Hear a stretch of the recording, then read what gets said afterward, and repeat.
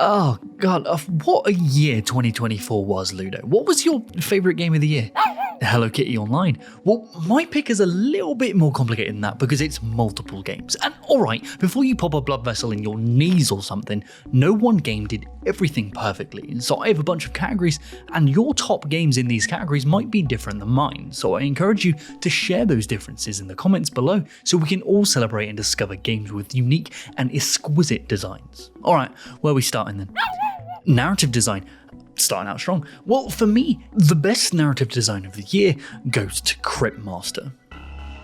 It's a type of dungeon crawling adventure where you use your own words to progress the narrative and even engage in combat, and these types of games have always really excited me, which kinda sucks because I'm a heavily dyslexic pleb, so I have always calmly watched from the bushes, vicariously living through people with much better word engines in their skulls like Yahtzee, Marty or Jess, but due to its intense praise, Cryptmaster is the first game of its type that I've actually attempted to delve into, and oh boy, was I glad I did, because I've stumbled upon one of my favourite games of this entire year. It's kind of broken that curse for me. Well, no, it didn't cure my dyslexia, but the way its narrative interactions are designed and the pacing of unlocking new phrases during moment-to-moment gameplay felt so intuitive that it encouraged me to push through. All interactions, puzzles and combat are entirely delivered through wordplay in real time, and it's amazing how fluid and free this actually feels, like you're actually talking to these characters. Now, we're not actually talking to them, they're still using divergences to guide the narrative in its predestined directions, but the amount of responses the developers have accounted for makes your experimentations or mistakes feel so much more concrete because the NPCs nearly always have something to say about it. Now, were the actual words of the game's narrative the best writing I've seen this year in gaming? Not necessarily, but it has to be the most innovative and effective execution of player interaction with said narrative. For the first time ever, I think, it felt as if I was actually conversing in-game, because that was driven by me choosing and typing out my own responses and getting responded to. And on a personal note, the wordplay and sarcasm of the Underworld's inhabitants really reminded me of Jim Henson's Labyrinth, extending all the way to the fretless bass solos of its soundtrack, which really just tugged on my neuron strings because I'm certifiably obsessed with that movie. Yes, I'm obsessed with it. Ludo, you're half named after one of its characters, you twat. Alright, that's enough of that. What's next? Best puzzle design. Animal Well? Alright, only minor spoilers if you haven't picked this up yet, but this was an extremely easy pick. The way it unfolds naturally, entirely through gameplay interactions, and makes its secret discoveries feel player-driven is just art in motion. Through context clues, pattern recognition, its use of colour and chiaroscuro to guide the player's eye naturally, so your hand feels ice cold for how little it's being held, but you never feel the need to alt-tab out to look up exactly what to do. I mean, I personally got every single egg in the game without looking a single thing up, so I felt so big-brained I nearly fell over, but the beauty of this is that I'm not actually that big-brained. Billy designed the game in a way using question and answer level design to guide the players with an invisible but firm hand. Containment is the conventional name of the game with puzzle design, a singular room with a singular problem, and there's nothing wrong with that at all, but Animal Well allows its players to explore and learn through their journey and then apply that knowledge to the past unsolved puzzles in a way that is extremely addictive. I could talk about this all day, and I mean I did. I don't want to linger on this too much because Billy actually came on the show to discuss all of this with me when the game first came out, so if you want to learn more about how all the secrets of this game were put together, you can check that out here. Wait, yeah, we also have an entire documentary coming out on Second Wind about Animal Well, so stick around for that too. No, documentary, not dogumentary. You're so self-absorbed, Ludo. Yeah, I guess it's warranted. Alright, for the best multiplayer design, we're going to have to go with a late December bloomer with Marvel Rivals. The hero shooter that definitely wasn't designed to fill the gap Overwatch 2 plummeted into has taken the internet and me by storm. I honestly got a little bit obsessed. I played about 200 hours in the first month and got to the top 1% of players competitively and made myself very upset doing it. But my god, do I love the design of this game. And I think that is largely due to the way it succeeds at implementing its heroes' perceived and actual power levels. You're playing superheroes, right? So you want your characters to feel powerful, not just within the short windows of ultimates, but practically all of the time. And Rivals achieves this through its time to kill and player power level. If played correctly, the time to kill other players is insanely low, making nearly any character you can pick from feel completely busted. I can melt people as Iron Man, or feel practically unkillable as Doctor Strange, or keep even the entire team alive at a whim with Lunar Snow.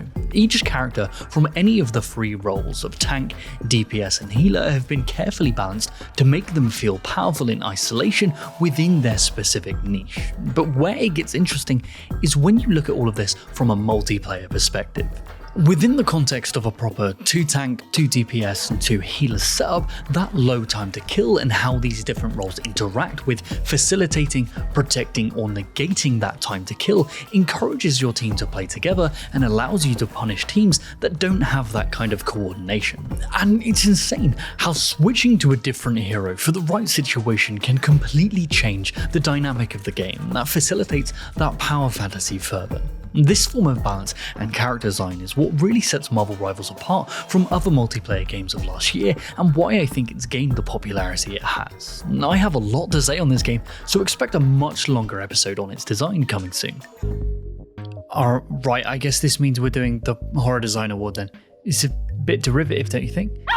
You can't just bark the word boo and expect a reaction. Ludo, whatever, the best horror design of 2024 goes to 10 Bells. 10 Bells is an anomaly game where you explore an English pub hunting for strange disturbances ranging from the agonizingly minute to the bombastically horrific. As someone who spent a lot of my formative years growing up in a pub, they really captured that ambience of feeling right at home but alienated at the same time. No, I wasn't day drinking as a child, I literally lived in a pub. Anyway, it's not the scares that set this game apart, it's its innate ability to conjure up paranoia in a way that I've seen very few games do successfully. The differences and gaps between anomalies make you question everything you're seeing and experiencing. No other game has ever made me question the legitimacy of how the light fell upon the ground, or if a beer glass is acting a bit suspicious. There clearly has been a huge attention to detail regarding when these anomalies show up in play that feels completely random to the point of generating this paranoia, but I know this has to have been carefully managed to maintain the balance of it. It's the distinct length of time between overt anomalies that make the quiet moments in between all the more effective and unsettling. I've never experienced a game like it, where each new loop I stumbled into, regardless of the outcome, kept me on the edge of my seat even when I was attempting to game dev knowledge my way out of it by figuring out how it all went together. For me, this is the greatest execution of horror design from 2024, with some incredible competition at its heels, but 10 Bells wins out for me because of its consistency. If you haven't already, please go pick this game up, you will not be disappointed. Right, now for the final game, I'm going to do something that I usually despise, and that's give a single game multiple rewards, because frankly, it just blew me away. For the best level and sound design, it goes to Indiana Jones and the Great Circle. Now, why is this one game getting more than one award? Well, it's because of how unbelievably consistent it is in all categories. For example, the tutorial does an amazing job of setting all of this up. It's crazy how perfectly the opening of Raiders of the Lost Ark works at tutorializing the Great Circle's game mechanics. Crouching past the lights to avoid the traps, using the whip for traversal, and object interactions being taught through the idol itself. A perfect way to frame a tutorial and introduce the player to a movie-accurate vibe the game is going for as a whole. And speaking of attempted accuracy, let's talk about the voice work for a minute. Everyone doubted Troy Baker and his ability to emulate Harrison Ford's iconic delivery, but he exceeded expectations in my opinion. He's paying homage, but making it his own in a way that effortlessly melts into the Indiana character so well that you forget it's Troy at all. But something that won't let you forget is the sound design, which is some of the punchiest stuff I have ever heard, pun intended.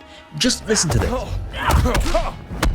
Yeah, enough said. The voice work and sound design isn't doing anything innovative per se, it's just doing it incredibly faithfully. Sound's job is to be believable, regardless of its setting, and because of the recognizable nature of Indiana Jones, it's incredibly difficult to match that legacy, but I think the sound team absolutely smashed it out of the park. But who did an equally great job is the level design team. I have never been more blown away by a single level than with the Vatican. I have an entire breakdown of this area planned because I honestly believe it might be the GOAT of level design, but I'll give you a brief overview just to justify this award. The entire level is strewn with hidden rewards and side quests to complete, but what makes it stand out is its ability to attach its side quests and side objectives to relevant information to the main quest, so it constantly feels as if Indy is progressing his knowledge to the mystery at hand through your side questing antics. It's not go collect 10 bear asses and feel Ludo narrative dissonance,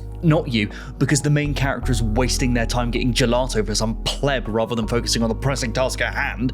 The game eliminates that in a way that encourages its side quests as a narrative necessity, even though they are optional, and this all effortlessly unfolds through the exploration of the level itself. It truly is awe-inspiring as a level designer.